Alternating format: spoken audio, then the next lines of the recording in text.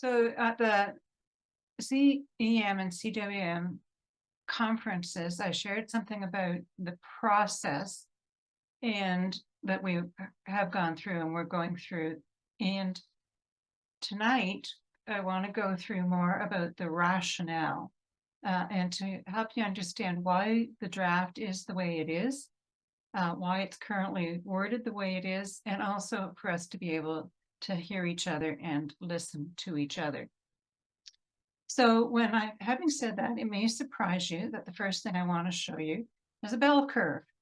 And social scientists tell us that within any group of people, the attitudes, beliefs, and behaviors will be spread in a bell curve format, with the majority of people in the middle and a smaller number at each end.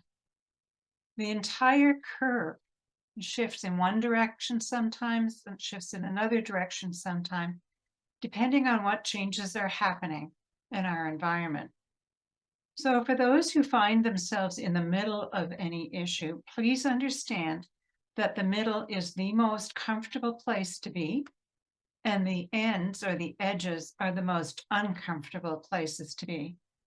But the people on the ends keep us moving in new directions. At one end, people who are seeing new possibilities, and they help to broaden our perspectives. On the other end, we have people who are more resistant to changes and want to preserve the status quo. And they're important because they keep us from moving too quickly. And they also can help us sometimes to move in the opposite direction. So they help prevent us from making hasty or unwise decisions. But I want to stress that we value and we need people on both ends as well as those in the middle. We need to hear, to understand, to honor all the voices, because without those voices, we can quickly become out of balance and out of touch. So let us respect, honor, and listen, really listen to each other. And one of the shifts that's been happening for decades now has been changing attitudes and approaches to marriage and cohabitation. Let's start with this graph based on a study by the University of California, which shows the change in both the percentage of US women who will choose to marry and the age at which they became married, based on the decade they were born in. So here's the same graph, just a little larger, so it's a little easier for you to see the lines. So as you can see, about 90% of women born in the 1940s married. The final statistics aren't in yet for women born in the 80s and 90s. This data is about 9 years old now. And at that time, the millennials hadn't yet reached the current average marriage age of 30 to 35. But you can see that only about 60% of women born in the 80s and probably less than 40% of women born in the 90s are choosing to marry. Now, one of the fascinating insights to come out of this study, at least it was fascinating to me, is that for every 10% increase in the average income of women, 7% fewer of them marry. While this is based on the US population, it will be at least similar in Canada, where our marriage rates are now lower than in the US and our cohabitation rates are higher. They're actually about double. Now, this graph, based on Statistics Canada 2017 data, shows a 15% decrease in the marriage rate for young adults over just the previous 10 years, with 6% more choosing to cohabit and 9% more remaining singles throughout their 20s, which is not surprising since the average marriage age is now between 30 and 35. These graphs from that same 2017 StatsCan General Survey show the reasons given by partnered adults aged 25 to 34 for why they chose cohabitation instead of marrying. The graph for men is on the left and women is on the right. As you can see, there are multiple reasons and factors, including finances and the cost of weddings. But for both groups, the biggest factor is that gold one. They don't believe in the institution of marriage. According to statistics provided by the Vanier Institute of the Family, there has been no significant change in the percentage of adults who choose to live in conjugal relationships, only in those who choose legal marriage. Their data is that in 1921, 58% of the Canadian population, aged 15 and older, were part of a couple. And by 2021, 100 years later, that figure was 57%. So just 1% difference over 100 years. It will be helpful for us to understand at least some of the main reasons why a significant and increasing percentage of our population does not believe in the institution of marriage, even though they continue to form family units at the same rate as before. In Community of Christ, we combine both sacramental components and legal components into our current wedding ceremony. While it is the sacramental component that we highlight, it appears to be the legal component that an increasing number of people object to. Note that for priesthood, our current policy only requires them to participate in the legal requirements of marriage, not the sacrament itself, because we don't offer it separately. With 40% of marriages in Canada ending in divorce before the 30th anniversary, and with many of those divorces being both expensive and bitter, many people, especially younger people, are not willing to risk the legal nature of civic marriage.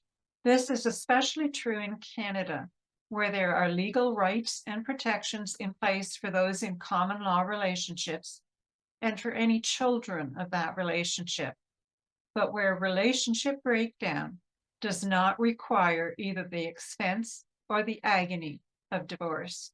We can extrapolate from that likely at least 40% of young people have already lived through at least one divorce in their family, once burned, twice shy, and the younger generation is far more cautious and less willing to risk it. And that 40% doesn't include those who grew up with parents who stayed together for the children, but then those children had to live through what a hurtful marriage looks like. Plus, those who have already been through one marriage that ended in divorce may understandably never want to find themselves in that same position again. So with all that as background, let's take a quick look at why the draft proposal is worded the way it is. It begins with this reference section, which simply brings together all the current World Church documents and statements that apply to marriage and marriage-like relationship. Next comes the rationale paragraph. While the blessings of the sacrament of marriage are upheld for those who choose it, it acknowledges that for various reasons, some of which we've just looked at, an increasing number of people are no longer choosing it as the foundation for their close relationships. It talks about the need to move from a focus on rules to a focus on principles and on promoting ethical qualities. And it upholds the relationship principles outlined in section 164 of the Doctrine and Covenants, particularly upholding the worth and giftedness of all people, of protecting the most vulnerable, and being rooted in the principles of Christ-like love. The full text of paragraph 6A and B is included in a footnote, including guidance that the Church should understand and consistently apply the principles, these principles, in helping to resolve our questions around relationships. Then comes the specifics of the policy change. The referenced documents apply to all cultures and nations in the Church. However, the intent of this statement is that for Canada only, we are overriding the restrictions and the automatic ban on priesthood who are living in non-traditional relationships. So in essence, all we are doing here is removing that automatic ban, that rule. We're not abandoning any principles. This policy does not say that anything goes. It simply puts the question of personal relationships on the same footing as all other ethical lifestyle choices that are considered as part of priesthood qualifications. The last paragraph outlines who this policy shall apply to. Traditionally, it would say all members living in Canada. However, in our increasingly connected world, we have members of multiple Canadian congregations who live outside of Canada.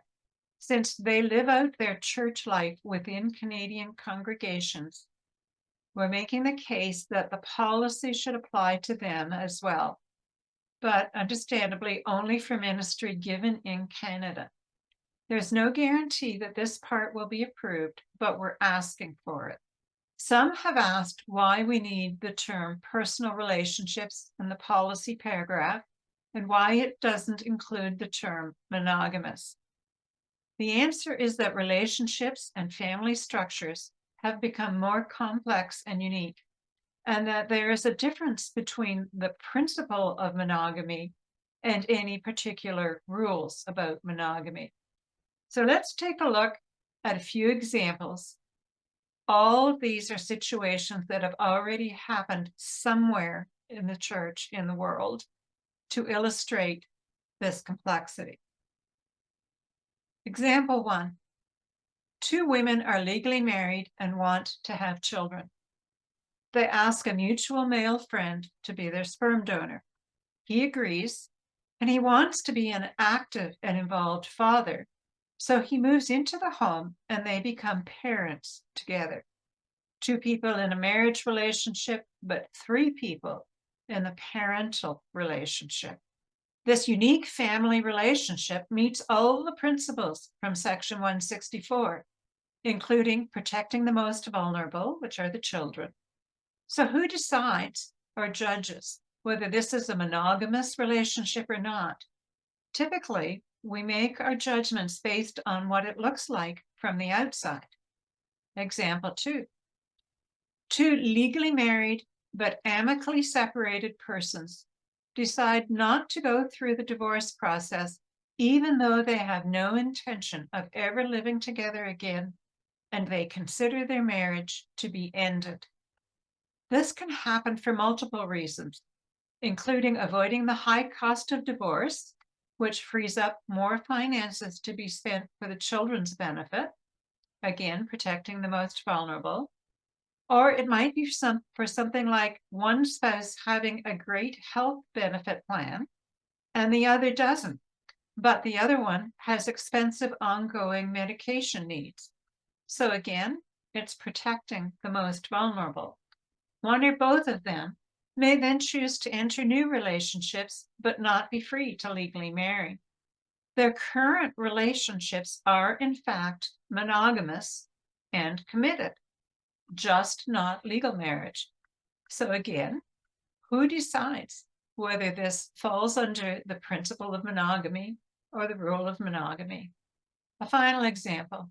One spouse in a marriage suffers from advanced dementia, no longer recognizes the other spouse, and now is living in a care facility. Well, the healthy spouse is committed to continuing with the support and care for the partner who's in the care facility. This places financial and emotional burdens on them. So this healthy spouse can no longer afford to live in their home without the shared income. And also, they no longer have an emotional support system and very needed companionship while they're going through this highly stressful time. If the healthy spouse develops a new cohabitation relationship, is that monogamous or not? If the healthy spouse were to obtain a divorce from the first marriage and then either marry or cohabit with the second person, the new relationship would meet the rule of monogamy.